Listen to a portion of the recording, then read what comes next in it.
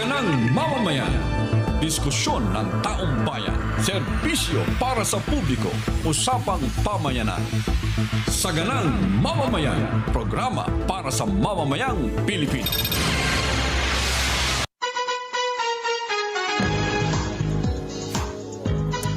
Ngayon po ay araw ng Martes. Munti ko na makalimutan. Martes na po ngayon, ha? Masayang Martes, Nelson. Masaya Martes, Jen, Tuesday today, March 17, 2026. Sa mga kababayan natin, lalong-lalo na nasa ibayong dagat, welcome po kayo sa Saganang Mamayan. Ayan, nako, sana ho naman nakakaraos pa, Nelson, ng ating mga kababayan, ha? Lahat ngayon, eto na, pumapasok na unti-unti ang problema. At panibagong pagataas ng presyo ng produktong petrolyo, ha? Ngayon dati-dati, yung itaas ng 2 piso, Nako. malaking issue na ha? Nag-aalburuto na sila, oo. Ngayon, araw-araw po na double digit ang itinataas ng presyo ng mga produktong petrolyo. At today, dahil sa Tuesday ngayon, ito ang talagang simula ng sa isang linggo, tuwing Tuesday, Oo. nagtataas talaga ng nagbabago ng presyo. Totoo. Oo. Parang 10 piso ata mahigit, ano? Hindi po. Umabot po sa mahigit 20 pesos. Yun ata ang bracket Oo, ang itataas. within this week. 20 hanggang 23. Ah. 90. Almost 24.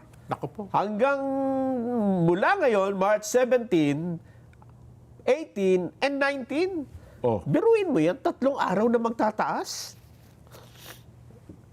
Anong gagawin mo dyan, Jen? Wala, tititigan lang natin ito. Yan ang problema, di ba? Wala tayong magawa. Ang gasolina, mula 12.90, aabot pa ng 16.60. Ang tinding pagtaas niyan. Sa ngayon ba, magkano ng ano? Yun, wala, hindi ko napapansin. Kasi pag dumadaan ako sa gas station, pinipikit ko yung mata ko eh.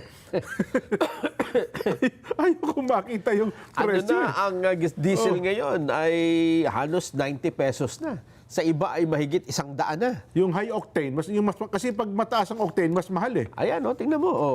87, no? Sa branch ito ng yan. 99. Metro Manila ba ito, direct? Dito yan. Metro Manila lang yan. Metro Manila, 90. Premium. Bago ba ito, dimagdag na ito sinasabi natin. Yung 105. Shell B-Power, Nelson, yung pinakamataas na octane, 110. Bago ito, yun, diesel, 103. Matindi yan. First time naging ganyan ang presyo dyan. Kasi natatandaan ko, kahit pandemya, hindi umabot naman ng ganyang kataas. Ay, hindi. Oo. Pero, masakit man tanggapin, Nelson, mapait man ito, ay, paano ba? Sasabihin ko ba tanggap o tanggap ng tao no? Kasi parang ang dating sa atin, wala tayong magagawa, ganyan talaga eh.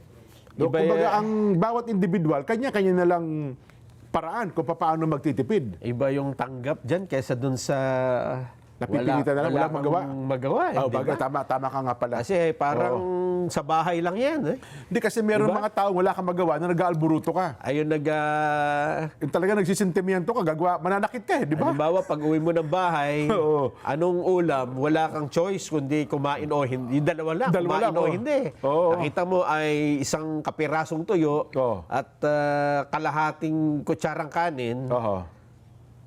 No choice ka nga, di ba? Tinanong mo mismo, anong ulam? Dalawa lang ang pagpipilian mo. Kakain ka o di ka kakain? Ayun, yun ang problema. Ngayon, Jen, kasi ang problema, kapag nakita mo yung presyo na yan at nag-alboroto ka, magmumukha kang, alimbawa, yung mga nagrally sa Pasig.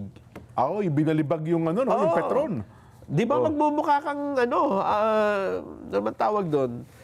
Dahil wala namang kamuang-muang yung iminoprotesta mo di ba? Sila man wala din. Wala silang magawa rin Dikta ito ng world market Ayun ang problema. Bagamat ang ikinakatwira nila, sabi nila ng Nelson, yung ibinebenta nilang mahal yan, nabili nila yung mura Mas pa mura pa. Oo. Napaka-greedy daw, no? Gahaman. Dapat hindi nyo ibinenta ng mataas ka agad yan. Yun na nga, kasi 60 araw ang ating stocks.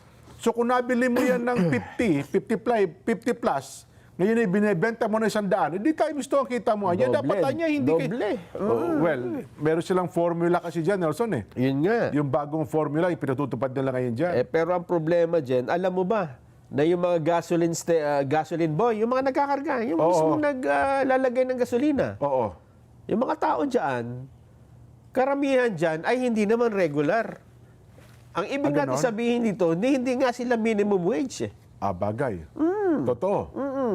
Kaya ang iba dyan, mga contractual lang din. Kasi meron na silang parang Agency. supervisor. At saka may agency. Yan ang masaklap dyan. Oh. Madami tayong dapat ayusin eh. Kasi, Parang yung Nelson, naalala ko bigla yung sikat na gasoline boy sa Mindanao. Si Boy, Boy Gasoline Boy, si Gasoline Boy, na nung in-interview at tapos pinagkumpara, yung statement ni Pangulong Bongbong ni Auntie Claire, mukhang mas katanggap-tanggap pa raw yung statement ng Gasoline Boy. kasi hindi naman siya basta-basta gasoline boy eh. Oo. Siya ay nagtapos ng kolehiyo at cum laude pa. Cum laude ba? Magna cum laude. Basta Basta laude. mataas ang ibig sabihin natin dito, ganoon na yung mga trabaho, di ba, na siguro na ibang mahanap na trabaho eh. Kaya bisor pala siya doon sa gas station na yon. Kaya nung tinanong ng reporter, pati yung reporter namangha eh. Oo nga, tama. Nagkaroon tuloy ng interest ang netizen, alamin ang background ni Gasoline Boy. Ayun nga. At nalaman, ito pala ay, matindi pala yun. May-ari pala ng gasoline. Ayan ang problema, di ba? Kasi yung mga gasoline business, nakapagtaas sila dyan eh, di ba? Ayun, oo. Ibig sabihin, hindi maapektuhan yung kanilang negosyo dahil kaya nilang i-adjust yung presyo eh. Totoo. Ang problema, yung tao, pwede ba nating paliitin ang tiyan natin pagka medyo mahal ang bilihin? Para kukunti lang ang kakainin natin? Alam mo, Nelson, ang taong walang laman ang tiyan, nagre-revolusyon yan. Ay, tama. Diba? Lalo kung ang mawawala Literal, yung di ba? kanyang pagkain. Ha? Literal na pagka ang tao ay gutom, Tsaka mapanganib yan. nagwawala talaga. Oo. Natatandaan mo dyan nung nagkaroon ng kakulangan ng supply sa bigas. Ito, lately lang ito eh. Yung, kung hindi ako nagkakamali, sa Kidapawan nata ito. Tama, North Cotabato, kay Governor Lala Mendoza yan. Nilusob ng mga tao ang NFA. Warehouse. Dahil nandun yung mga bigas. Nalaman nila, nandun pala, sa tabak. Tinatago. Yun nga. Nagkagulo doon. Nelson, nag-riot ang mga tao Nagrayot doon. ang mga tao. Kasi andun pala nakatambak yung bigas, tapos sila gutom na gutom. Yan ang mahirap na baka dumating pa tayo sa punto na yan. Wag naman sana. At para wag dumating sa punto na yan, Jen, ay gumawa na agad ng aksyon ng pamahalaan. Yan ang sinasabi ko. Mabuti naman pala. Oo. At least may ginagawa ng aksyon, Nelson. Eto, Ano yan? kanina lang, mga babayan, baka kayo ay nabigyan eh. Wala akong natanggap. Ako din, walang natanggap eh. Si Wendy, nakaalis na, walang iniwan eh. Baka siya humahabol para magkaroon. Ganon. Namahagi na po, mga babayan, ng tigli 5,000 piso sa mga tricycle driver sa Metro Manila. Trike driver pa lang yan. Tricycle driver. Oho. Teka, hanapin ko lang ha. Magre-research lang tayo muna. Sige. Kasi, ayan pala bagay tama-tama kung may chance kasi baka makapanayam natin mamaya si ASEC Irene Dumlao, tagapagsalita ng DSWD. Ang nakarating, narinig ko kay sabi ni Secretary Rex Gatchalian, may mga nagpuntahan daw na wala ang pangalan. Ayun, doon na nagka-problema. Oo. Kasi pumunta raw sila doon sa bigayan ng ayuda. Ayan dami Ayan. Oo. Siyempre nga naman, kung ikaw yung tricycle driver, yung 5,000 5,000 ba? Oo. Bagay yan. Kahit hindi na ako bumiyahe maghapon, kung naka 5,000 ko, abay di, yun lang tricycle driver na kumita ng 1,000 sa maghapon, laking bagay na yun. Malaking bagay. At saka meron ewan ko kung nakuhanan nyo, mismo nga ang Pangulong Bongbong ang Nag-abot? pumunta. Ganon. Saan lugar daw yan? Teka, i-research ko muna ha. Kasi ito, dito ata sa Quezon City ito eh. Ang dali lang. Absent yung ating So ibig sabihin ang mismo ang Pangulo ay symbolikal na nagbigay mismo. Yan. Oh. Tulong sa mga tsuper laban sa taas presyo ng langis. Oh. Dahil sa pagtaas ng presyo ng langis sa pandaigdigang merkado, bunsod ng tensyon sa gitnang silangan, nagpatupad ang pamahalaan ng mga hakbang upang maibsan ang epekto nito sa sektor ng transportasyon. Alinsunod sa inanunsyo ng Pangulong Bongbong Marcos, sinimula na po ngayong araw ang pamamahagi ng 5,000 cash relief assistance para sa 139,000 tricycle drivers sa 17 lungsod sa Metro Manila. Ayan may picture pa dyan kasama ng Pangulo yung mga tricycle driver. Saan ba lugar ito? San Juan. Si Mayor Francis. San Juan yan. Ayan. Ayun. Tama. Santa Mesa. Sa Maynila. Nasa bound. Kasi chairman ng Metro Manila Mayor's Council. Malapit lang sa yan. Oo. Hindi ba? Ayan ang sinasabi natin. So, mismong si Pangulong Bongbong na, nanguna sa pag-abot ng tulong. Nagano pa yan nagsalita pa dyan Oh. Meron ba siya sinabi? Meron siya sinabi dyan. Ayun, pakinggan natin. Ayun pala, nandun yung ating mga reporter Sige, pakinggan natin ang Pangulong Bongbong. Ano ba mensahe sa mga tricycle driver? Mahal na Pangulo? Rex Gatchalian ito. Yan. Oh, yan. Hindi yan. Oh. Hindi na i-on yung sound pala nung ating mikropono ini-inter. daw. Oo. Ayun, sayang, Mayor Gatchalian, si Rex Gatchalian, DSWD, Zamora, ayan, taga San Juan siguro ito, gawa ng mga naka-orange Oo, San Juan yan. Ayun. Oo. So, kahit pa paano, may papaluba. Bukas na naman, jeepney naman. Kasi, jeepney at tricycle driver, Nelson na pagkakalooban po ng tulong ng ating pamahalaan, ito po, sabi nila, kaunti lang daw, pero kahit pa paano, makakatulong ito. Di ba? Doon sa mga drivers natin.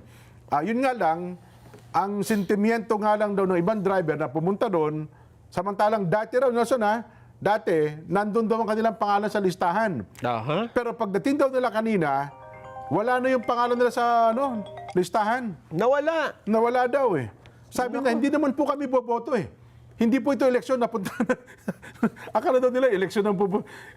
Kasi, pero, ang paliwanag ni Secretary Gatchalian, kung sila'y nakatanggap dati at meron namang katibayan at sila'y lihitimo, ay bibigyan pa rin daw pala. Ayun. Bibigyan pa rin. Kaya lang, Jen, meron ding umaabuso. Meron gumagamit ng pagkakataong ito para kumita ng pera.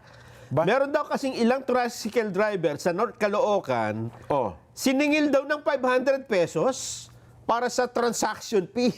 Talaga. Sino naningil? May transaction fee? Meron daw. Para makatanggap ng 5,000. Makasama sa listahan. Babi 10% siya, Talaga naman. 10%. Yan, nagsalita ngayon yung Secretary Rex Gatchalian tungkol dyan. Yan ang pakinggan natin. Secretary, Totoo ba yan? naniningil daw po Ano ba gagawin? Sige nga. Hindi kami, ilang beses ko na at sa samantalang yung pagkakataon, walang processing fee. Kung merong nagmasamang loob na mag-process niyan, i-report nyo kaagad sa amin. Hindi yan sanctioned ng departamento. Tulad ng sinabi ko, ang gagawa lang naman ng listahan ang local government unit. At kung meron kang license to operate na legit mula sa inyong lokal na pamahalaan, automatic na malalagay ka sa listahan. Wala ring hinihinging requirements kung hindi isang driver's license at yung photocopy ng driver's license. Hindi rin to isang beses lang na mangyayari. Tulad ng sinabi ng ating Pangulo, susubaybayan natin ang development sa Middle East at habang tumataas ang presyo ng petroleum products, sisiguraduhin natin na sumasabay rin tayo sa tulong pinansyal sa mga apektado. Sir. Ayun. Kung wala nga Secretary Rex, ano yun? Kwento-kwento lang ng mga driver? Baka sinabi niyo wala, pero may gustong lumusot. May nagre-reklamo talaga, Di ba? Siguro tanungin niyo yung... Pero doon sa reklamo ba ng driver, DSWD ang nangihingi? Tauhan nila? Rex Gatchalian daw nagniningil 500 pesos, papatulan ba? Papatulan ba? Talaga na. Hindi dapat tingnan kung sino, di ba? Hindi pa investigate siguro. Kung ito naman sabi-sabi lang, bakit nyo pa, di ba? Pero nakarating kay secretary. Ibig sabihin, may nagko-complain talaga, di ba? Ayun na nga. Baka talaga, pero siyempre, may ilang tao pa rin sila na nagbabakasakali. Oo. May mantakin mo nga naman, Nelson, bugkos-bugkos na pera yung binibigay nila. Wala man lang naiwanan sa kanila. Di ba? So, gumana ang kanilang pagiging entrepreneur, ganun ba? Yun nga. Processing. Pag kami nanghihingi po kahit 100 piso, wag ko kayo pumayag. Oo. Kasi dapat po eksaktong 5,000 piso. Oh, yun. May pagkakaroob sa inyo. Yan ang reklamo dati doon sa mga ayuda na pinapadaan kay Kapitan. Yes. Di ba? Pagka dumaan daw kasi kay Kapitan, yun, sa halip na 2,000, napupunta lang doon sa mismong recipient, 200 na lang, Nelson. Ayun nga. 1/8, marami doon kasi naghahati-hati. Oh. Mantakin nyo, pati nga yung tawag yun, yung ATM card. Di ba dapat ang tinatanggap yan 1.5. Oh. Ang ginagawa daw ng iba, may processing fee ko ito di 1.2 na lang. Yung 200 daw kung meron ka 1,000 ganon, di may alaga ka ng 1,000 ganon, 200 meron kang 200,000 isang buwan, pag ganun ka lang. Ang problema natin dito, Jen, nabigyan mo na ng 5,000. Ibig sabihin, okay na, di ba? Well, Dapat, 5,000. Huwag na kayo magreklamo hanggang sa matapos na yung gera niyan. hindi.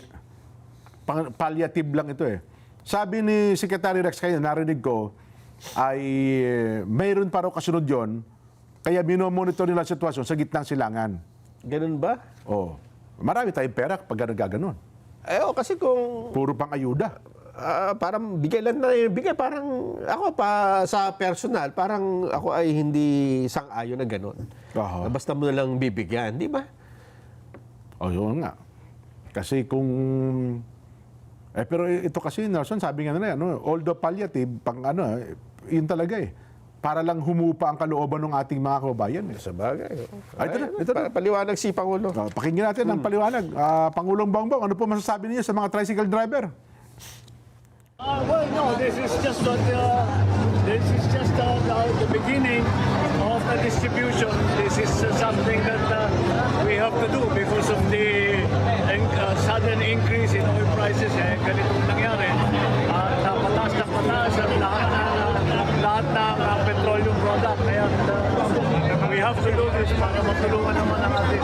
We will do 30,000 of the tricycle driver, susunod ang jeepney driver, and then yung TNBS ang susunod after that. That's the one.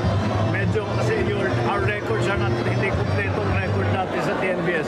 Yung sa jeepney, susunod yun siguro late this week or early next week. Andito tayo, yung government, nandito ang gobyerno, nandito ang pamahalaan, at talagang binabantayan natin kung ano mga bagong pangyayari, kung ano pag narating, para naman matiyak na patuloy na makakapaghanap buhay ang ating mga kababayan at patuloy na makapasok sa trabaho yung ating mga commuter at patuloy lang at hindi naman masyadong maging problema itong nangyari nga sa yung gera sa Middle East at asahan po ninyo na kami po ay nakapantay at nakakaalalay sa lahat ng ating mga kababayan. Thank you. Ayun. This is just the beginning. Nelson. Simula pa lang yan. Pasimula pa lamang ng mga tulong yan. Dami tayong pera. Saan to? Galing ba ito sa mga nakumpiskang maleta o talagang... Wala pang nakukumpiska. Wala pa ba? Wala pa bang nakukumpis?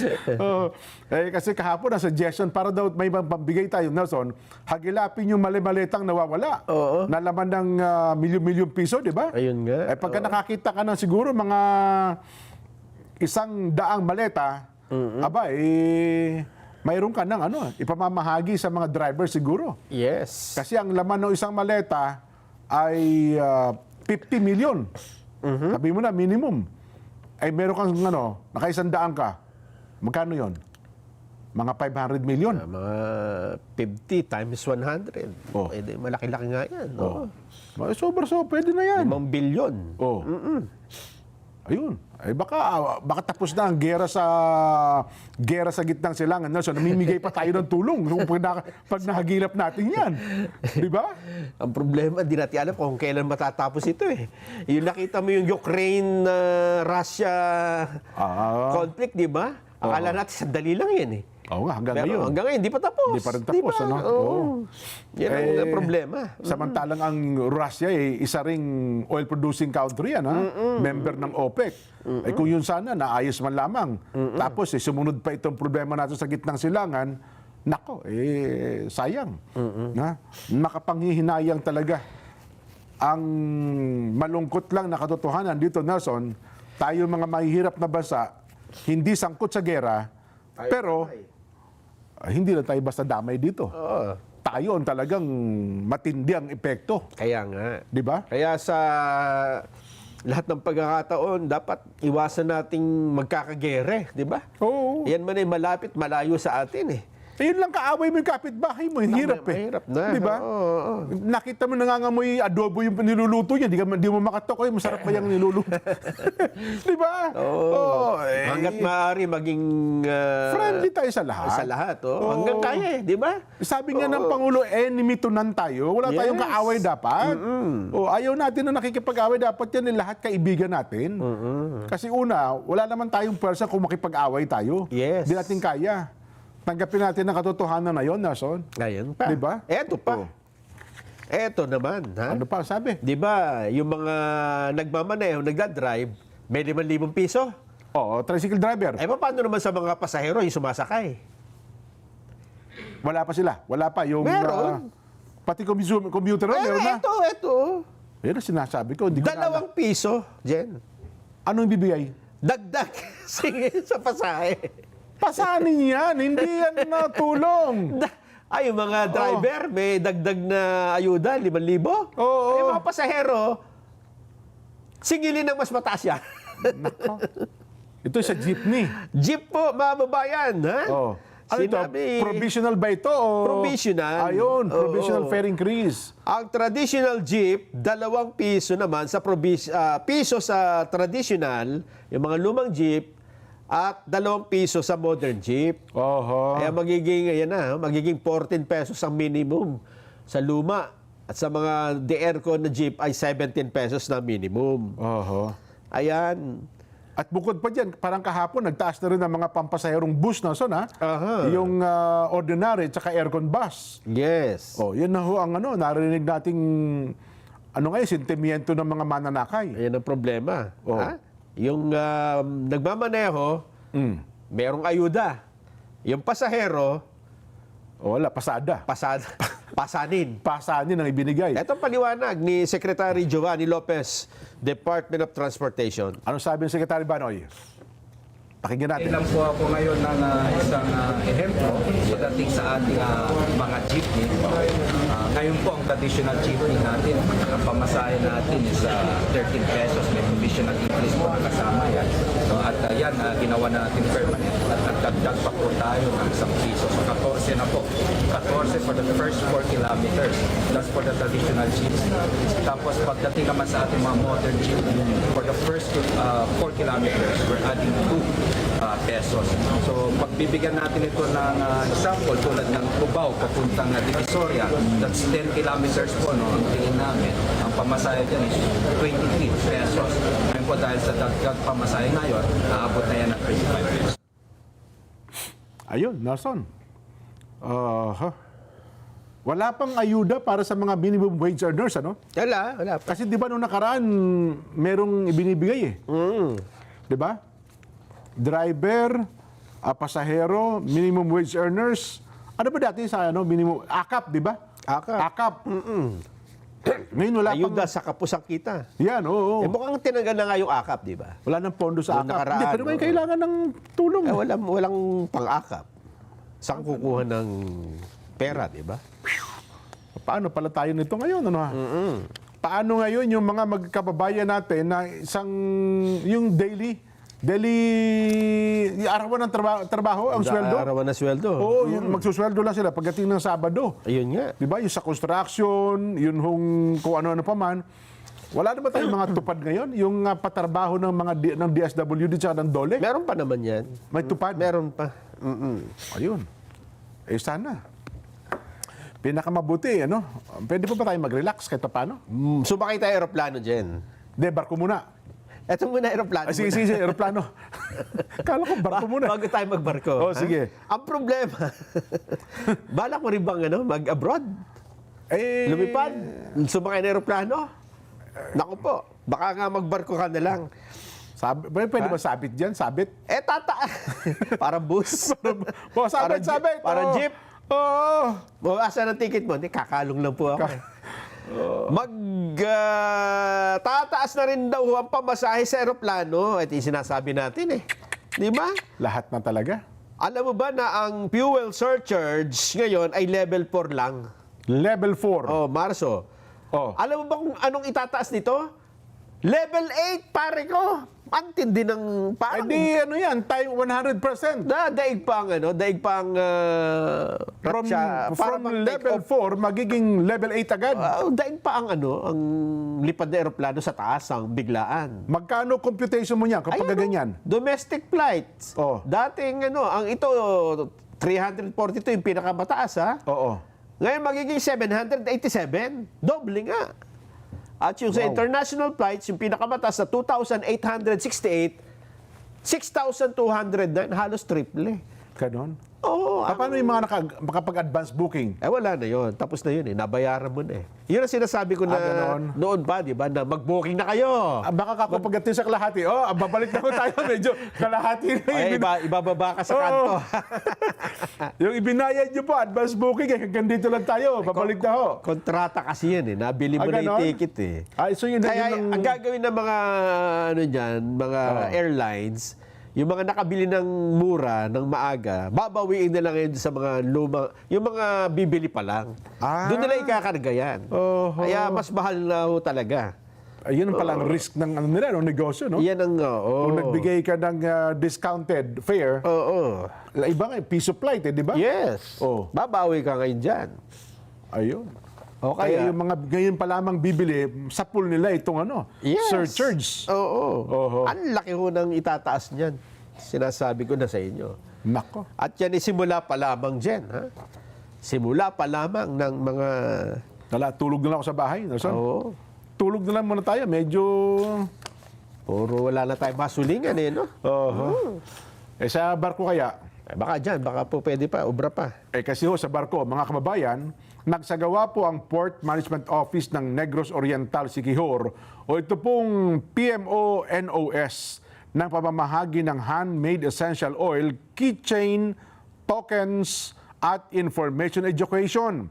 Ang communication material sa mga kababaihang pasahero at kawani po sa Port of Dumaguete. Mga kababayan, bahagi po ito ng selebrasyon ng National Women's Month bilang patunay na kanilang malasakit at pagpapahalaga sa kababaihan. Layon po na aktibidad na kilalanin at bigyang pugay ang lakas, talino at mahalagang ambag ng kababaihan sa lipunan. Ayun. Congrats po. Mag-alakbay po ba kayo sa pamamagitan ng mga sakyang pandagat? May paalaala po ang PPA. Panoorin po natin ito.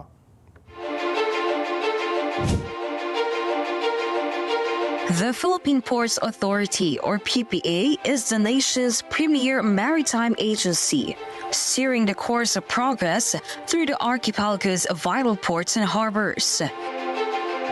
PPA is among the strongest economic performers in Southeast Asia, according to Drury Maritime Research. This translates into bigger figures for the economy, creating a ripple effect in all sectors. PPA's mission is to provide modern, sustainable, and resilient port infrastructure and facilities to provide responsive, reliable, and efficient port services, and to promote a regulatory framework that is transparent, fair, and relevant to the needs of all stakeholders. To keep pace with the global trends and improve operational efficiency. The PPA has implemented various technological upgrades. Mas mas maganda lang pong bumiyahe ngayon sa ating mga pantalan dahil nakita naman po natin mas madali na, mas convenient para sa lahat. Lahat po ito ay bahagi ng ating pagsasaayos ng ating mga pantalan para na rin po sa matagal ng hinahangad o nire-request ng mga pasahero natin na gawing mas maganda at mas kaaya-aya po yung mga pantalan natin, lalong-lalo na po yung mga terminal para po sa lahat. Legasiya po nating lahat ito na tayo ay makakaalala so many years from now na tayo po ay naging bahagi ng pagpapaunlad po dito sa pantalan. The Philippine Ports Authority stands resolute. Its mandate, vision, mission, and transformative projects, setting the course for a maritime future that resonates on a global scale. Philippine Ports Authority, linking the Philippine Islands to the world.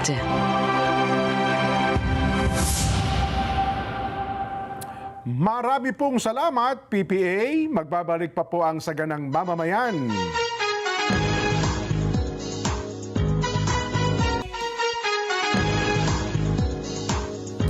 Mga kapatid, mga kabarangay, mga kasambahay, mga ka-SGM, panalo-klak na po. Ito na po ang panalo tip para masulit ang budget natin sa bahay.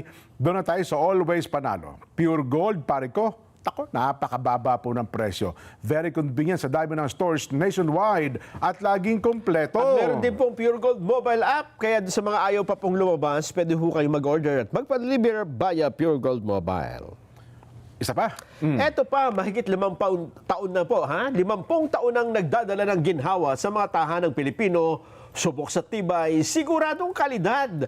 Kung maayos na pahinga ang usapan, iisang pangalan lang ang mapagkakatiwalaan. Salem Bed, ang hari ng tibay. Ayan. Gusto mo ba na kahit paano na ay pampalubag loob? Aba, sasaya tayo dyan. Ayan. Hindi, mamaya, ito pala. May report muna tayo. Tanggapin mo natin ang report ni, sino to? Villar Holdings at ilang opisyal binigyan ng palugit hanggang April 20 para daw po sa kanilang counter affidavit. Ay, nako, si Erlo Bringas. Erlo, ano ba nangyari dyan? Kuya Jed, binigyan ng palugit ng Department of Justice ang Villar Holdings para magsumite ng kanilang counter affidavit na hanggang April 20, 2026. Kaugnay pa rin yan ng kaso ng market manipulation at insider trading na isinampa ng Securities and Exchange Commission. Ayon kay Senior Deputy State Prosecutor Peter Ong, binigyan ng sapat na panahon ang mga respondent dahil sa bigat at teknikal na nilalaman ng reklamo. Initasan na rin ng DOJ na personal humarap ang mga respondent sa April 20 alas 2 ng hapon para panumpaan ang nilalaman ng kanilang mga salaysay. Bukod kay Villar, kabilang din sa mga pinangalanan sa reklamo sina Cynthia Villar, Mark Villar at kasalukuyang senador na si Camille Villar pati ng ilang direktor ng kumpanya. Ayon sa SEC, ang reklamo ay patungkol pa rin sa financial statement ng kumpanya noong 2024 na nagdeklara ng mahigit 1.33 trillion pesos na assets. Pero sa isang audited report, lumabas na nasa 35.7 billion pesos lamang ito.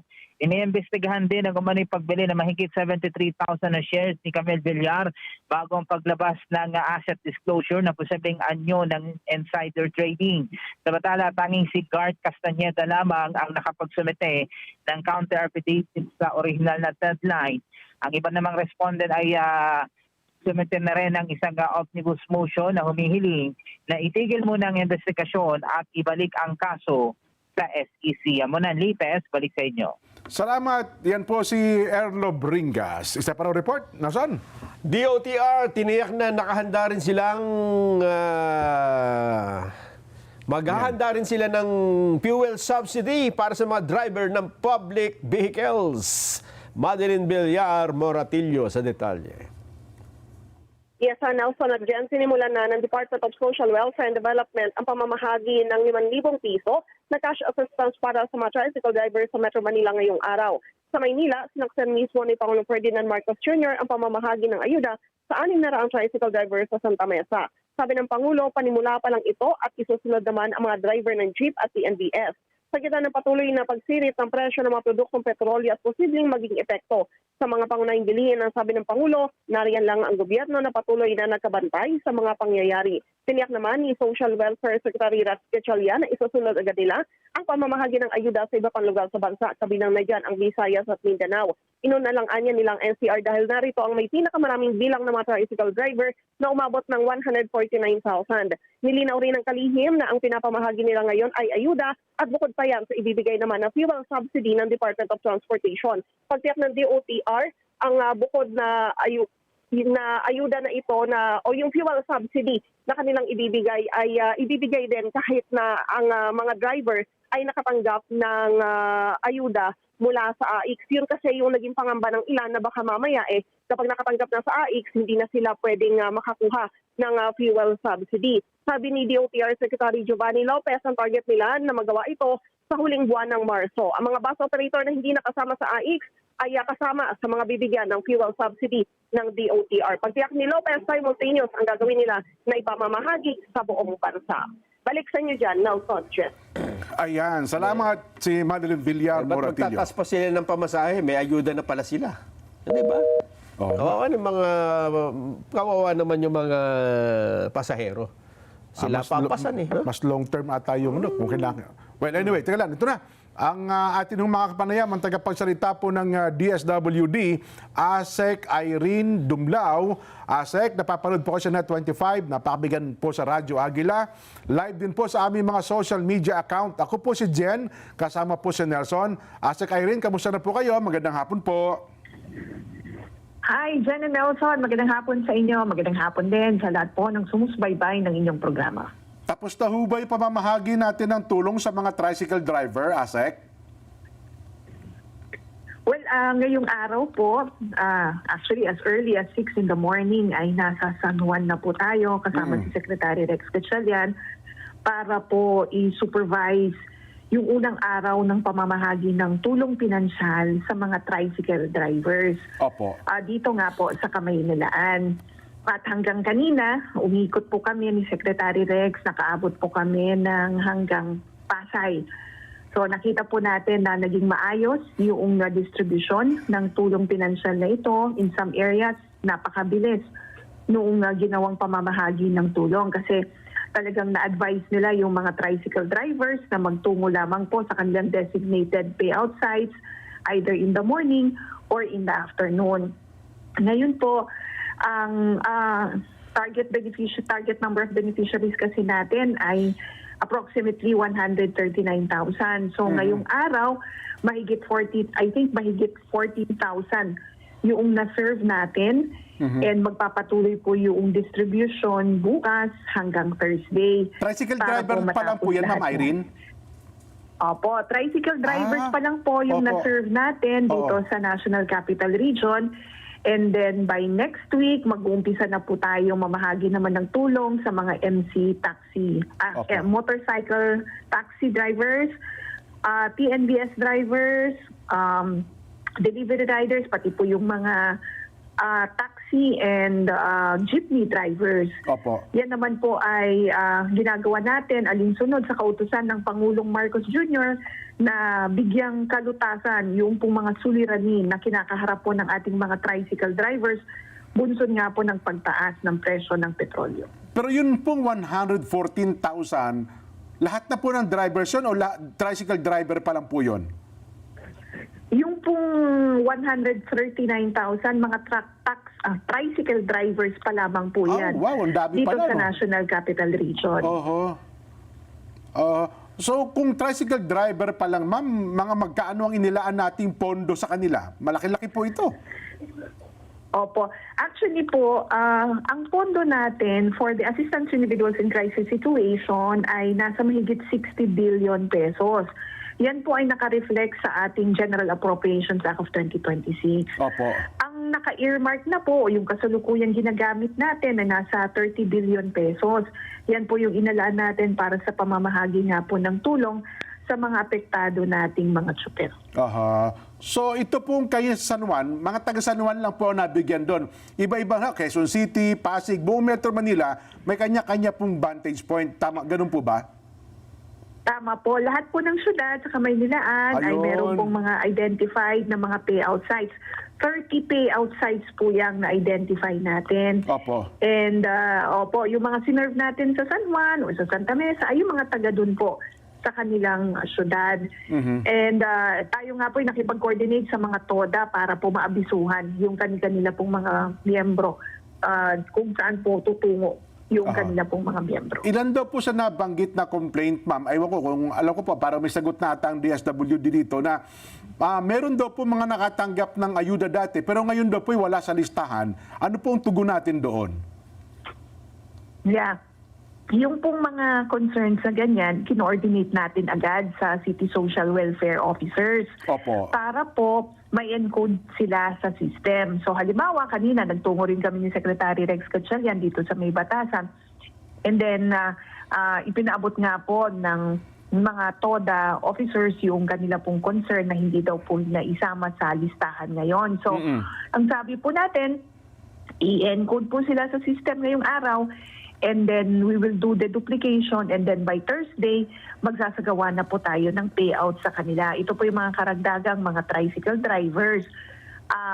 Ngayon po, ang sabi natin, hintayin na lamang po yung abiso kung anong oras sa Thursday sila magtutungo so that maging maayos yung pamamahagi ng tulong. But just to reiterate, that concern has already been addressed.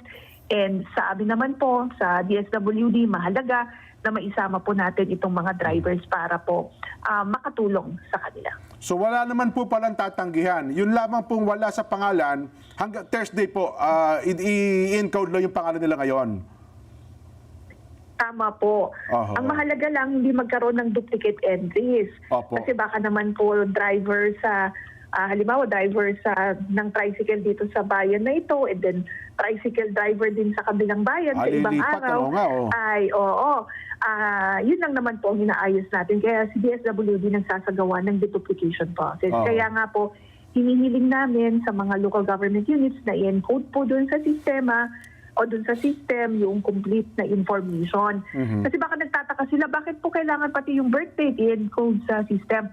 Kasi po sa deduplication process, there's a possibility na pareho ng pangalan. Opo. Pero magkakaalaman po Sa kung birthday. magkaiba yan doon sa birthday. Sana naman maunawaan din ito ng ating mga driver kasi kumbaga ito'y bahagi naman ng accountability ninyo sapagkat pera ng taong bayan ito pinamamahagi natin. Di po ba, Ma'am Irene? Opo, yun nga po yung ipinapaliwanag din natin kung bakit kinakailangan na makuha yung pong complete information. Kaya sabi namin, ipasa nyo po yung photocopy ng inyo pong driver's license kasi nandun naman na po yung mga impormasyon sa yung driver's license. So, if your city social welfare officers are in possession of those information or of those data sets at may include sa system, it will facilitate the duplication process and the preparation of the payroll. Opo. Ma'am Irene, si Nelson po. Nelson? Ayun. Sa probinsya po Nelson. ba, mag-start na rin tayo? Kasi ang problema sa probinsya, mas mahal doon ang di ba, Jen? Mas mahal doon ang petrolyo. gasolina. Tama, Mas malaki itinaas doon Opo, actually nga po, sabi natin, tapusin natin lahat dito sa National Capital Region and pupunta na po tayo sa mga probinsya. Kasi tama po yung nasabi nyo, doon rin naman din po ay mataas din ang presyo ng petrolyo. Kaya nga po, bukas magpupulong kami para maisaayos yung mga proseso at mai-coordinate din sa aming mga field offices para alam din po nila yung gagawin, especially in ensuring na lahat ng mga listahan ay maisumite sa DSWD sa lalong madaling panahon. Hindi po ba tayo maubusan ng pondo, ma'am? Dahil medyo pa lang ngayon, Marso. Hanggang Disyembre pa tayo. Well, nakita naman po natin na sapat yung ating pondo sa ilalim ng Assistance to Individuals in Crisis Situation. Alam niyo po, ang DSWD, ang mandato niya talaga ay magbigay ng social safety net, yung immediate na tulong para po makapag-address tayo doon sa mga crisis na kinakaharap ng bawat pamilyang Pilipino. And ito naman ay pinaghandaan po natin Kaya masasabi natin na sapat po ang ating pong resources for Pero ito pong ibinigay sa mga driver, wala itong katiyakan kung kailan yung susunod. Kasi baka umasa sila na ito ay every month or every other month. Tama po. Alam niyo po ang DSWD, nakamonitor naman po tayo. Tinitignan natin kung mag-escalate ba o lalala po ba itong sitwasyon because we always have the option to provide additional intervention. Ang mahalaga lang po talaga dito, nagtutulong-tulong ang bawat ahensya ng pamahalaan para yung assistance ay maipoprovide natin sa ating pong mga kababayan. Nabanggit niyo po kayo na, para lang mabigyan natin ng emphasis, pagkatapos ng tricycle driver, ano naman po ang mga kasunod, Ma'am Irene? Well, by next week, mag-umpisa naman po tayo sa pamamahagi ng tulong sa mga motorcycle taxi riders of drivers, TNVS, delivery riders, gayon din po yung mga taxi and jeepney drivers. Oho. Wala daw. Kasi dati, yung AKAP, ano? Ngayon ba, meron ba tayong nihanda para sa mga minimum wage earners, Ma'am Irene? Wala po tayong separate na program pero lagi nating sinasabi, yung assistance kasi, the assistance to individuals in crisis situation ay bukas din po yan para sa mga middle income class earners. AIX. Kasi magkakaiba naman, AIX kasi po yan. Basta nakakaranas po kayo ng crisis, meron po kayong nararanasan na mga emergencies, nakahanda po itong programa para mag-assist po sa inyo. Mapaki-qualify nyo yan. Baka dagsain kayo sa mga DSWD offices. Yes, ang mahalaga po kasi dito, na-assess kayo ng aming pong mga social workers. Nakikita po na kayo ay in crisis situation, wala po kayong mga external resources or additional support services at talagang nangangailangan ng assistance or ng tulong. So again, ang lagi po nating paalala sa ating mga kababayan, kung sa tingin nyo kayo ay nakakaranas ng krisis, kasi magkakaiba po ng krisis na kinakaharap ang isang individual. Opo. So kayo po ay ma-interview o ma-assess po ng aming pong mga social workers. Ayun. So yun ang palang napakahalaga. No, ha? Dito lang kasi ako, ang aming panawagan sa palatuntunan, Ma'am Irene, unawaan lang ito. Walang sigawan, wala agad. Kasi minsan nauna yung galit Di ba? Pinapilan nyo kami dito. Wala pala pangalan namin dyan. Doon na nagsisimula ang hindi pagkakaunawaan sa mga sites natin. Opo. Kaya nga po yung pong mga payout sites natin, meron po kaming inilagay na mga joint help desk. Okay. Then sa mga help desk na yan, may representatives from the SWD, from the City Social Welfare Office, and then from the transport network unit sa kanila pong lugar. Para kapag may mga concerns po, may mga hinaing, doon po natin banggitin o erase. Tama po yung sinasabi nyo na kinakailangan lang magkaroon ng konting patience, understanding, mariresolve naman po natin lahat ng inyo pong mga concerns sa maayos po na pag-uusap. Naku, napakarami ng trabaho ng DSWD ngayon. Ma'am Irene, ang inyo pong mensahe, una, sa mga kapwa nyo empleyado ng DSWD, pangalawa, sa atin po mga kababayan, sa inyo pong pagkakataon, ASEC. Well, Jen and Nelson, unang-una maraming salamat. Binigyang daan niyo po ang DSWD para tayo ay makapagbigay ng impormasyon sa ating pong mga kababayan. Hinggil nga po sa pinapaabot natin na assistance sa ating mga drivers. Sa DSWD po, ang commitment po namin ay magbigay ng maagap at mapagkalingang serbisyo. Ito po ang tatak Angels in Red Vest. Kaya tayo nagpapasalamat sa lahat ng mga kawani ng DSWD sapagkat patuloy po yung ating dedikasyon, patuloy po yung ating commitment na tulungan yung mga kababayan natin na lubos na nangangailangan. Nagpapasalamat din po kami sa lahat po ng aming mga naging kabahagi at kabahagi sa pagpapatupad nga po ng mga programa at serbisyo ng DSWD. To include, of course, the local government units, yung po mga city social welfare officers, ang DOTR, at gayon din po ang LTFRB, at lahat po ng ating pong mga kasamahan na sumusuporta at tumutulong sa DSWD para maisagawa natin na maayos yung pong pamamahagi ng tulong sa ating pong mga kababayan. Yun lamang po at maraming salamat. Magandang hapon. Ma'am Erin, sa panahon ito, tulungan ang kailangan natin kapag ka may mga importanteng bagay kayo na kinakailangan makarating sa ating mga kababayan, kahit po hindi namin kayo tawagan, kayo na po tumawag sa amin, bibigyan po namin kayo ng pagkakataon, sa maliit namin kakayahan makatulong po kami. Ano po, Asek? Maraming salamat po. Asahan po namin ng inyong patuloy na support. Ayan. Mga kaibigan, ang tagapagsalita po ng DSWD, Asek Irene Dumlao, ang atin pong nakapanayam. Ayun. Yun naman pala, Nelson. Sana lang.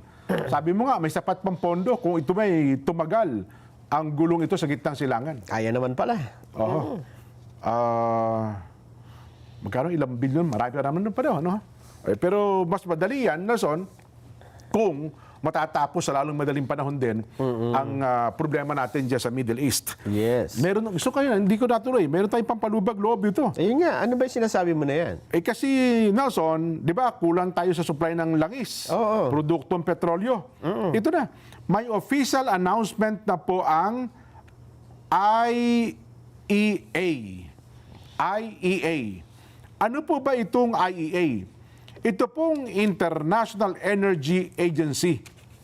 Aba, sila pala ay maraming mga reserbang produktong petrolyo, Nelson. Oo. Bukod pala sa OPEC, di ba, yung oil producing countries. Ano ha? Meron din pala tinatawag na IEA. Ito daw po ay maglalabas sila na tinatawag na strategic oil reserves sa Asia at maging sa Oceania. Gagawin din ito sa Estados Unidos at sa Europa sa katapusan po naman ng Marso. At napagkasunduan po, mga kababayan, na mga miyembro ng IEA noon pong March 11, gamitin na po nila yung kanilang stockpile. Meron palang stockpile ang IEA para ito daw po'y maibsan ang pagtaas ng presyo ng langis dahil po sa gulo sa gitnang silangan. Alam mo ba kung gaano kadami? Gaano kadami yan? Baka isang litro lang yan. Hindi. 271.7 million barrels. Ganun kadami. Ano ha? Ito po ay government-managed stocks ang ilalabas nila sa buong mundo. At alam niyo ho ba, mga kababayan, ha?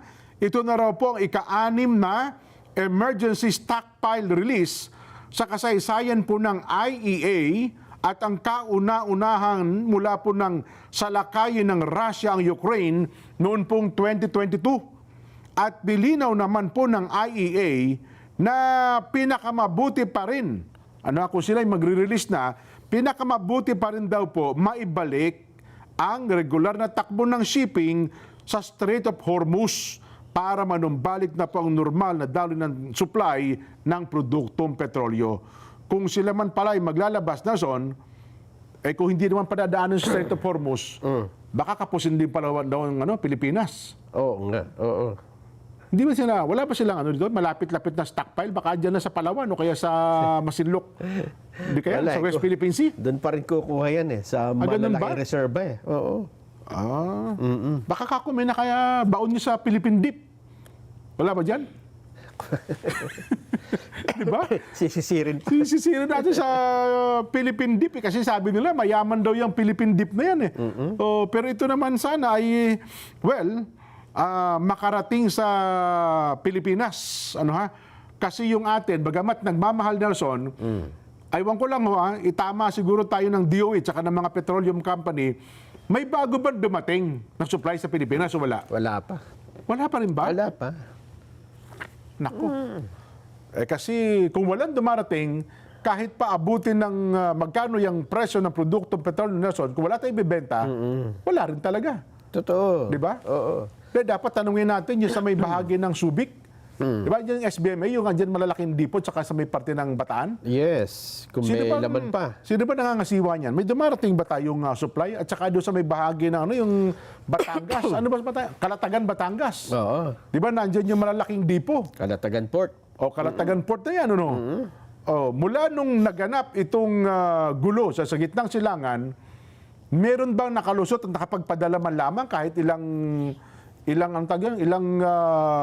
barge ng produktong petrolyo. Palagay ko yun yung mga on transit na habang nagkakaroon ng ganun. bago, mahirap eh. Wala mula doon sa Kasi mismo yung may mga... harang ata eh. Meron silang tinatawag na mga sea mines daw, no? Na kapag ka hindi nila kaalyado yung dumadaang barko, sumasabog daw eh. Totoo.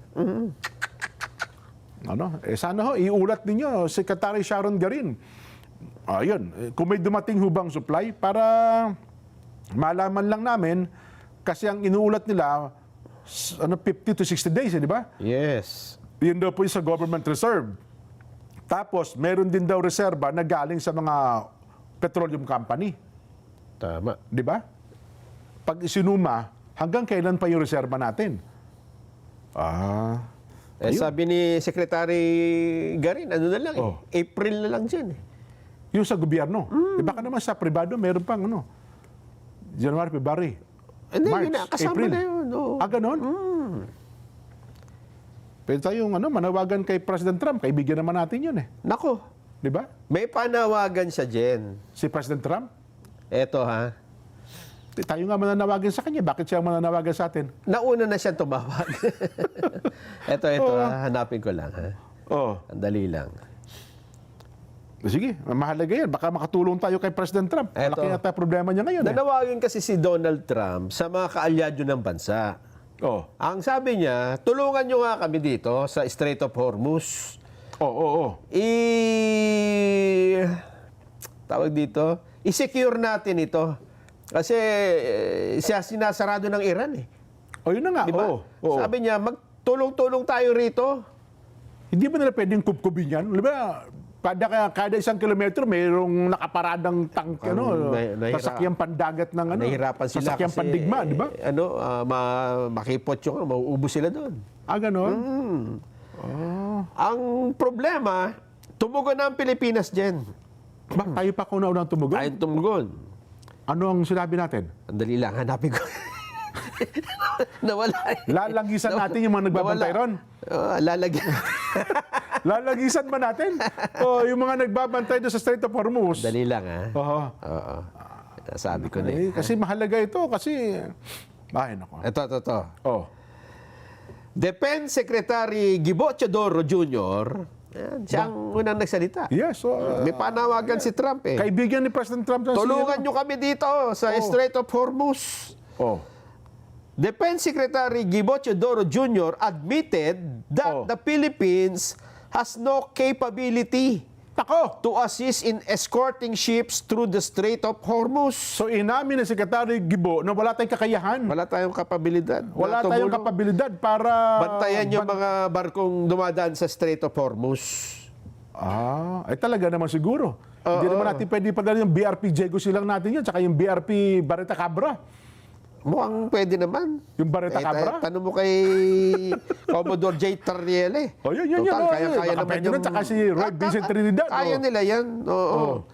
Kasunod ito ng panawagan ni US President Donald Trump sa mga bansa na nakabed depende sa lugar.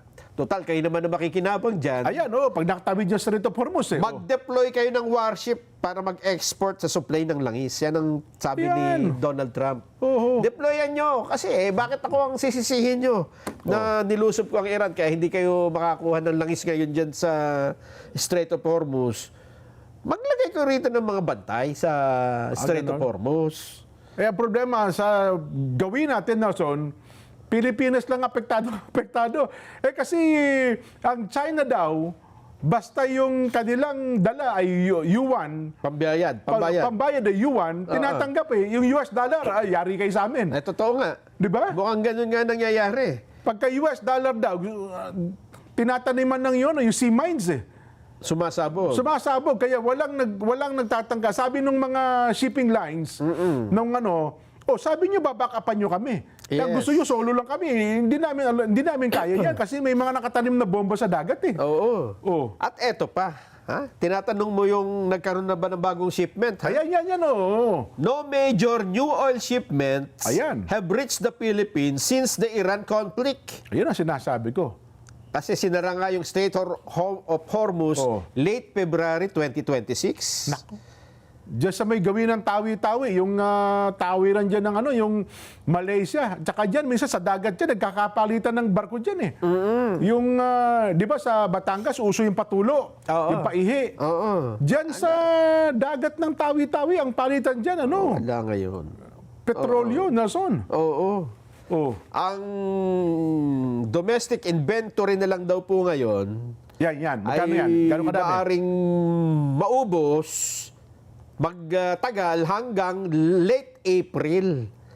Ibig sabihin, hindi pa Hindi magmamayo, matatapos eh. ubos na. Nako.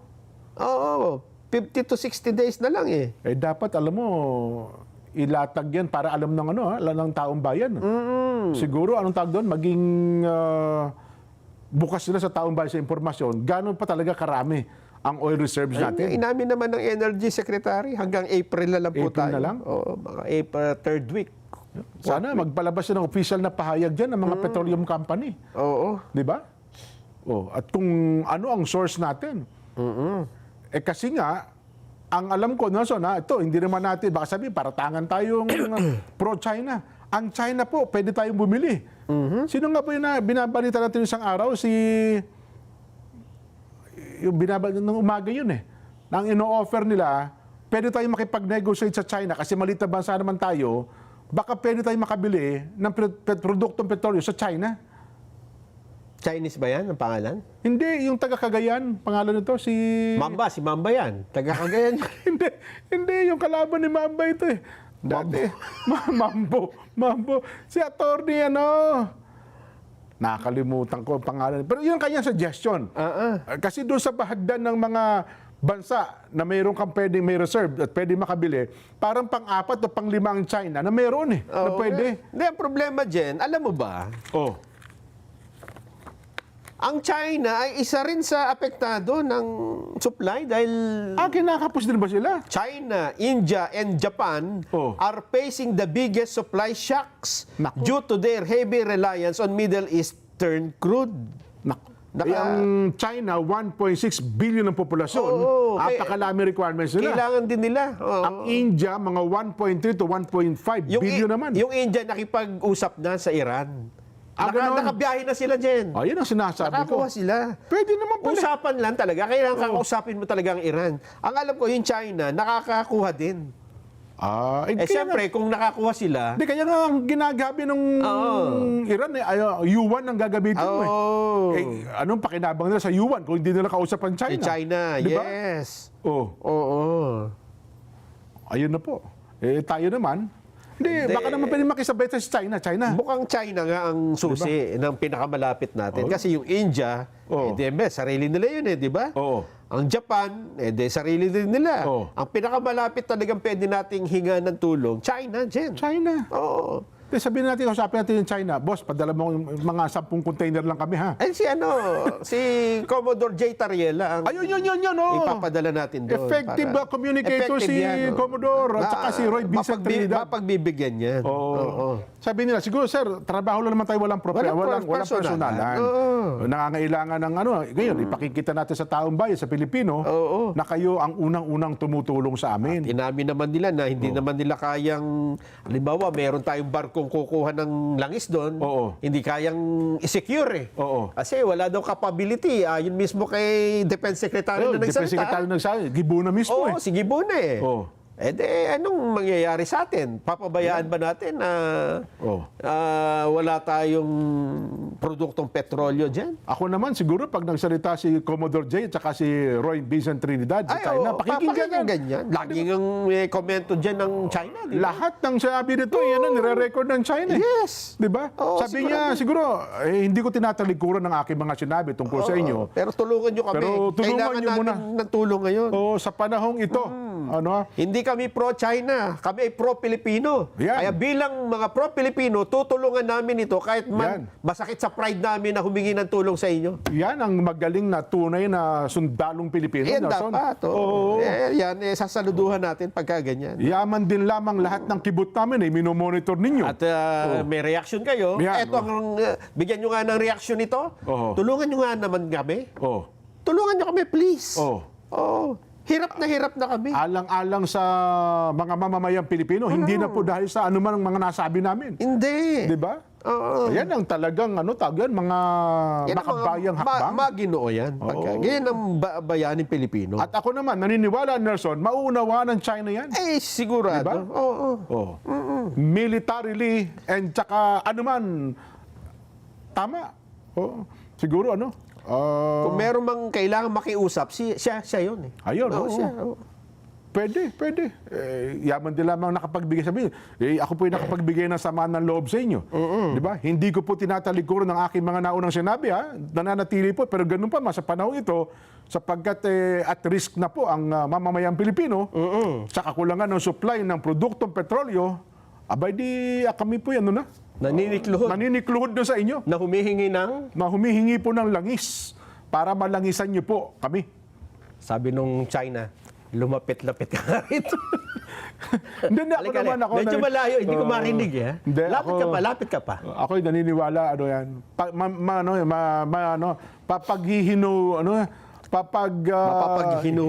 Hinuhuran ng China kapag kasi na mismo nagsalita. Nako po. Di ba? Oo. Yun. Ako sa tingin ko, mareresolba natin ang problem. Diyan natin talagang, baka sa tingin ko, maging presidente pa ng Pilipinas yan. Naman, oo. Pagka nagawa ng, di ba? Hindi mo na kailangan siguro magkampanya sa 2028, sir. Di ba? Kapag ka yan talaga namang the best yan. O paano? Param tayo. Ganyan na lang po muna. Tayo na yung nagtutipid na kuryente. Patayin niyo na po yung TV niyo. Meron pa raw eh. Meron pa? Meron pa tayo eh. Ito naman. Ako naman. Sige. Ako naman. Ayan. Dito magugulat ka, Jen. Ayan na naman tayo. Bago.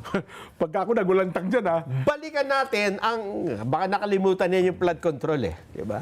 Hindi ko malilimutan yan. Balik tayo sa flood control. Nililibang nyo kami dyan sa presyo ng gasolina eh. Dito tayo sa flood control. Sige nga. May malaking development, Jen. Sa flood control? May malaking development. Wala pa naman pag-ulan. Bakit Akala nyo ba lumubog na ba sa baha ang flood control? Eto na. Akala nyo ba pinagtatakban ang flood control anomaly niya? Hindi totoo yan. Ba? Sino may sabing nagtatakip, ha? Sino nga? Wala. Hindi totoong ayaw naming tuntunin ang kung sinong may kinalaman dyan. Aba. At So, ibig bilang sabihin, katunayan, okay. simula po sa April 14, bilugan nyo yung kalendaryo nyo, ha? Abril 14. Oo, April 14, magkakaroon na naman ng investigasyon ng Senate Blue Ribbon Committee. Pagal naman. Di ba pwedeng... Hindi, magbe-break eh. Ay, oo nga pala. Next week ka pala break. May mahabang holiday, di ba? Lenten break nga pala. Kaya pagbalik nila, April 14, Ayun. pakitingnan nga natin yung kalendaryo natin. Ha? Ano bang araw yung April 14 na yan? April 14. Birthday ko yata yan. Tuesday ba ito? Kasi hindi ko alam kung anong simula ng... Teka. Kasi April 1. Sa Google Calendar tayo. Ayan, yan. April 14 ay araw po ng Tuesday, Martes. Okay. Martes. Magkakaroon muli ng Senate Blue Ribbon Committee hearing tungkol sa flood control. Ayan, ako magre-resume sila. Magre-resume?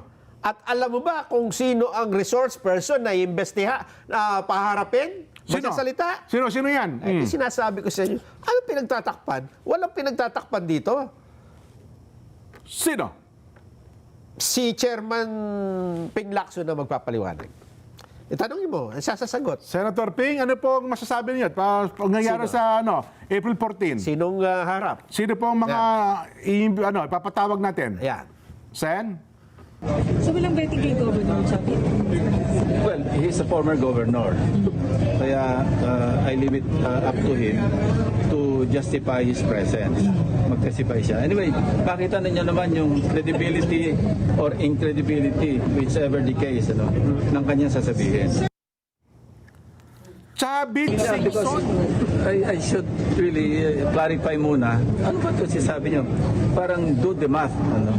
At tingnan natin kung physically possible, logistically possible. Edi pag-usapan natin at iisa lang natin. Ayoko lang iwasan ko yung mag-hearing ka, mauwi lang sa contempt. Alam mo, kaming lugar dito. 18 yung ikukulong mo. Bakit wala? Hindi ko man maiwasan kung mayroong mag-motion, to cite them in contempt of the committee. So mag-motion dyan, tapos magbobotohan kami. Kung ipakulong. Ayun. Una, Una niya sinasabi, oho. nagpunta daw si Chavit sa kanyang opisina. Personal na siya. Oo, personal na nagtungo sa kanyang opisina kahapon si Chavit. Yun ang sinasabi At ko. sinabi na, ay patawag mo naman ako, marami kong gustong sabihin eh. Oo. Matapang din talaga yung Chavit. Kung hindi Pinuntahan mo pa ako yun, ha? ipapatawag, meron din ako sasabihin. Oo nga naman. Ay, Oo. Kaya tentative schedule, April 14, Chavit Singson po ang haharap. Ayun. Yung 18 dating sundalo. Ay, mukhang malabo. Yung sinabi niya na, hindi muna, tingnan muna natin ano ba sasabihin ng mga yan. Oo. Ha? Ang kinatatakot niya, baka daw may magpakontempt, pakulong. Wala silang kulungan. Dahil ang dami. Kaya dami na kulong niya, pinadala niyo po sa Pasay, pinadala niyo po sa Quezon City Jail. Oo. So parang medyo ano doon, ha? Oo. Oo. So kung si Chavit, 14 Abril, walang problema. Walang problema. Yung 18 Marines, Walang- 18 dating sundalo, Pahinga muna kayo. Oo. pag-aaralan pa natin. Pag-aaralan pa natin. At saka yung ipaliwanag doon sa pamamagitan ng MAT kung paano nangyari. Oo. Oho. Paano nadala yung ganong karami? Oo.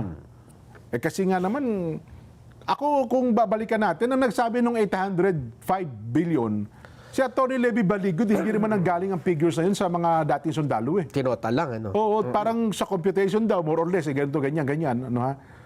Pero, kung magkano man yan, nason, iba pa rin yung humarap yung 18. Tsaka hindi naman yung total ang pinag-uusapan dito eh. Oo. Magkano ba yung nawala? Kahit pa isang maleta lang ang dineliver niyan, di ba? Huwag natin pag-usapan lahat ng maleta na deliver. At saka, kasabi mo nga, Jen, Oo. di naman tayo sigurado na lahat ng dineliver nila ay kaugnay ng flood control. Ayun, oo. Kasi si Saldico, negosyante. Lehitibong negosyante naman talaga siya. Di ibig sabihin, pati yung pambayad ng upa, pambayad, lahat na lang, nandyan, di ba? Kasi ang inuutusan lahat ng bayarin, yung mga 18 dating sundalo. Security nga Security sila eh. Kaya nga sa inyo ipinagkatiwala para hindi secure pera yan eh. Oo. Di ba? Totoo. Ngayon, kung hindi lahat mo ng delivery nila, hindi natin sinasabing illegal nga naman yun. Kasi mayroon naman silang ibang iniutos na talagang dapat din naman yung bayaran. Di ba? Hindi natin alam, di ba? Kaya Ang isang halimbawa nga, sinasabi natin niya, Nelson, yung bayad doon kay Andrew E., di ba? At yung pa kay Chairman Garcia, di ba? Ayun, O malay, abogado din daw pala nung araw yun. kung nagbayad halimbawa sa kanya, attorney's fee. Yun pa. Di ba? Kung halimbawa, kay Andrew E., no? Nag-deliver, Sir Andrew E., pa-picture tayo. At lumabas yung kanyang picture, ibig mo sabihin Hindi nga. Di ba? Hindi mo masasabing illegal yung Kaya bagay nga, na yun. kailangan nga imbestigahan. Oo. di ba? Hindi lahat ng nilagay doon ay yun na yun. Siyempre, sa pagkakaakala nila, pagkakaintindi nung nag-deliver, may kaugnayan yun. Oo. Kaya nga natin titingnan. Di ba? Oo. Hindi naman po pwedeng yun na yun kagad. Totoo. Pero outright na sabihin hindi na namin pakikinggan yan, yun naman ang hindi naman tama yun. Oo. Nako. Ayun pala. Sana. So, abang tayo kasi sa linggo ito, Friday, Thursday ata ang last session nila bago mag-break. Break muna. Lenten break yan. May mga isang linggo mahigit yan. So, balik nila, may mga ano na. Oo nga pala. No, ha? Pahinga muna. Sige. Ihabol ko lang pala ito pang Nelson. Mayroon pa ba? Double digit price. Nasabi na pala natin ito. Yung sumagot na pala si BP Inday Sara, Nelson eh. Oo, nag-file kahapon. Kasi Oo, last day na pala kahapon. Yung counter niya doon sa impeachment. At pagkatapos sa sumagot, sasagot ulit yung depensa ba? Batay sa kanyang sagot? O paano gagawin doon? Hindi na yata. Yan na yun. Oo. Yun ang magiging batayan para magde-decide na ang Oo, pag-uusapan na yan. Hindi, ibig sabihin, yun kaya sagot ni BP Sara ay meron kaya bigat yun doon sa mga miyembro ng Kamara. Kasi yan eh. Alam mo naman dyan, political yan eh. Di ba? Kahit anong paliwanag ang gawin mo dyan, kahit pa sabihin mong legal at katanggap-tanggap sa marami, pero kung ayaw tanggapin ng mga mababatas, pasok pa rin, tuloy pa ng impeachment, no, Son? Maaari. Pero Diba? maaari din namang magkaroon ng bigat dito, Jen, Oo. ay yung political survival. Yun. Kasi, Yun ang ano. 2026 na ngayon eh. Hindi mo natitignan yung ano yan, yung barometro ng sagot nila, kundi political survivor Wala na yan. 2026 na ngayon. 2026, which is Marso. Meron Ayan. pang bakasyon. Ibig sabihin, malapit na tayo sa Mayo. So, Mayo ay election, di ba? Tama. 26, 27, kulang 2 years eh. Hindi, malamang yan eh. Yung next year mo, Nelson, simula na Wala campaign na, yan eh. kampanya na. Wala na nga pumapasok sa kamera niyan. Ang ngayon nga, di ba? Ang ngayon nga ay, makikita mo, meron ng mga lumilitaw na, sino bang kandidato, Yan. sino tatakbo pagka-presidente, vice president, sino mga senador. Ano na ngayon eh, alignment na eh. Positioning na, Positioning na ng mga pyesa, kumbaga ba sa chess. Naniniwala, yung statement kahapon ng Secretary Ronnie Puno, may bahid ng politika Meron na na yun. yun, oo. Diba? Political statement pa Magkakaroon yan. na ng ano yan. At sinasabi ko pa, Jen, na for, halimbawa, hypothetically, Oo. nakapasa yung impeachment. Lumusot. Diba? Diba, Sa kamera. meron ano, Oh. bago pa yan i-file sa Senado, pwede na mag-resign si BP Sara eh. Unang-una, ano bang napapala niya as Vice President? Wala naman. Di ba? Wala nga siyang trabaho. Bali wala kayong posisyon. Yes, oo. Puro nga problema eh. Di ba? Oo. O pangalawa, pagka nag-resign siya, wala nang dahilan para i-impeach siya. Mangangampanya na lang siya. Ikot na lang siya sa buong Pilipinas. Anong mapapala Hindi, doon na... baka naman daw ituloy yung kaso kung mag-resign sa as Vice kahit President. na, ang tagal pa nun eh. Kahit mamadaliin mo pa yan, di ba? Bagay, yun. Oo, napakatagal pa niya. Naabutin ka pa rin ng eleksyon. Kasi kung na-impeach ka, perpetual disqualification Eto yan. pa. Di ba? Halimbawa, kasuhan ka. Ituloy-tuloy nila. Hindi lalong magiging matindi yung... pala, no? Magiging matindi yung publicity mo. At lalabas na inaapi ka ng mga ito. Di ba? Underdog ka pala, no? Kaya dito, no-win situation yung mga nasa kabila. Oo nga, no? Napakatindi po ng problema nila. Kahit na yung mga, tawagin mo na yung pinaka-expert na political strategist, napakahirap po ng problema nila. Maging si Franklin Drilon na nakapanig sa kabila. Inamin naman yan, di ba? Oo, aminado. Kasi wala ko tayo Sa ngayon na niya, wala. Yan ang realidad eh. Yan ang Yes. sitwasyon ngayon eh. Tapos, eto pa. Yung matandang Duterte, nandun pa sa Isa pa yun. dahig. Oo. Eto, Jen, eto na, wag sana mangyari. Diba? Between now and before election, kung may mangyari dun sa Duterte. Ay, tapos na ang laban. Yan ang sinasabi natin. Kasi ito, historically, Yes. may basis yan, di ba? Totoo ka.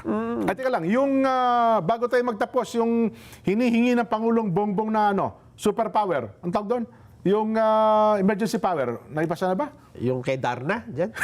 Hindi, yung bato. Yung bato yun eh. Hindi, yung tayo, kay Secretary D at saka kay Secretary, Yung Congressman para Marco. sa excise tax? Oo. Hindi naman sa emergency power, kundi para lang mabigyan siya ng kapangyarihang Ganun ba? labas ng executive order na suspindihin ng Kung excise tax. suspindihin o kaya bawasan lang muna. Oo. Ang latest na aprubahan na sa Senado, sa Kamara. Sa House. So, inihintay na lang ata sa Senado. Oo. Andito ka lang. Pinag-usapan nila kahapon kung wag nila sila magbabaycam eh. May nag-follow up pa pala na. So, ito ka lang sa party pala ng Senado, itong si Senate Deputy Majority Leader, si Senator JB pala, ay naghain din po ng panukalang magtatag na rin ng otomatikong mekanismo para sa pagsuspindi ng excise tax sa produktong petrolyo. So ito automatic na, hindi lamang ngayon.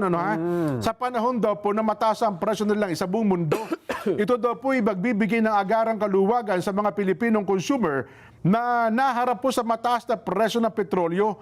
Ayon, si Senator JB daw po'y pangunahing may akda at co-sponsor ng Senate Bill 1982 at layunin po nito na baguhin yung Section 148 ng National Internal Revenue Code na pahintulutan po ang Pangulo, pahihintulutan po ang Pangulo, suspindihin o kaya po naman ay bawasan na excise tax sa mga produktong petrolyo sa ilalim daw po ng tukoy na mga kondisyon. Ayon, at kinikilala din daw po yung pag-aalala tungkol sa epekto nito sa ating pananalapi sa kabangyaman ng pamahalaan. Pero binibigyang din po ng pag-ibigay ng kaluwagan sa publiko ay mas mahalaga kumpara sa pagkawala ng kita dahil po sa panandaliang suspension ng fuel tax. At ang paliwanag po ng panukalang ito ay nagtatatag daw po ng malinaw at otomatikong trigger para sa suspension ng fuel excise tax at para maiwasan daw po ang pagkaantala sa pagtugon sa biglang pagtaas ng presyo ng langis sa buong mundo gaya po na nangyayari sa kasalukuyan. So kung ito'y kumbaga inherent power na ng Pangulo, pwede na pala niyang gamitin anytime kung maipapasa. Ngayon kasi kada magpapasa tayo ng batas.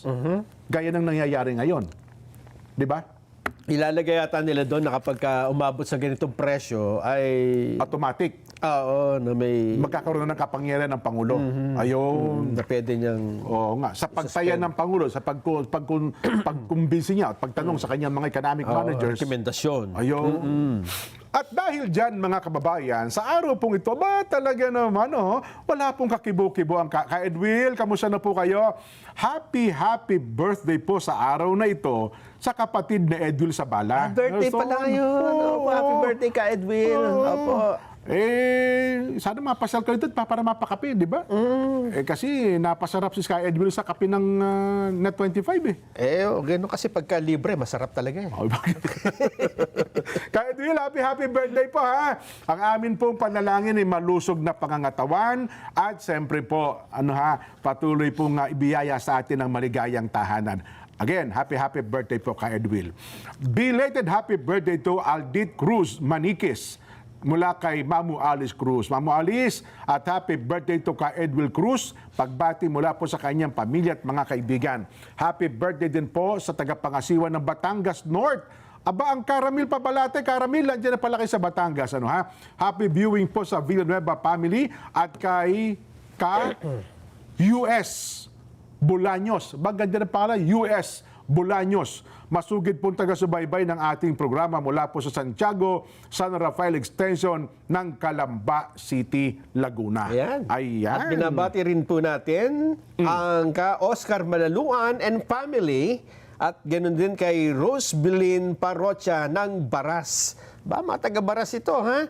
At kanina, Jen, sa New Era University ay nagkaroon naman ng World Hub Caravan. Oy, ganun ba? Oo. Ito ay activity ng Net 25 at ng World Hub Caravan. Yun. At ng NEU para sa mga bata ito Kaya dahil dyan, binabati natin ang Rydel Palabasan ng NEU at Lucas Amistad. At happy birthday din daw po kay Attorney Joprak Riego ng Batasan Hills. Ayan. Ayun. Si Kapitan Gilbert Satsatin ng Navarro, General Trias Cavite, nakatutok din daw po sa atin. Maraming pong salamat. Ay, si Tatay Juan at Nanay Vilma Mercurio, magandang hapon po dyan sa Santa Cruz, Caninayo, Zambales. Okay na tayo. Ito na po ang ating palatuntunang saganang mamamayan. Programang paborito ng bayan at pag-umaga alas 5, mga balitang kumpleto. Totoo, 100%. Bye!